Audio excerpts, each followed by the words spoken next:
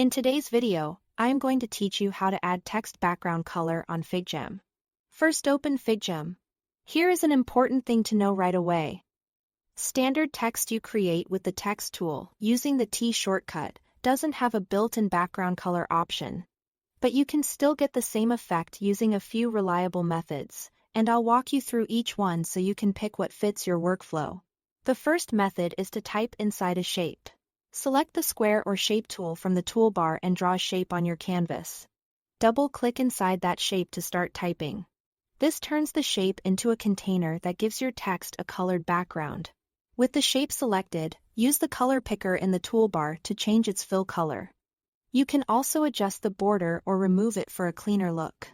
If the text feels cramped, just drag the shape handles to add comfortable padding around your words. Rounded corners can create a softer, pill-style highlight. And alignment tools in the toolbar help you keep everything neat. If you need this style repeatedly, duplicate the shape and reuse it for consistent results. The second method is to use sticky notes. Press S to open the sticky note tool and click to place one. Sticky notes come with a preset palette of colors and you can type directly into them. They're perfect for quick brainstorming, labels, and callouts because they're fast, legible, and easy to spot on a busy board. You can resize the note to give your text more breathing room and switch colors from the toolbar to keep related items grouped visually. While sticky notes are less customizable than shapes, they're the quickest path to a colored background for text. The third method is the highlighter tool for a more hand-drawn effect.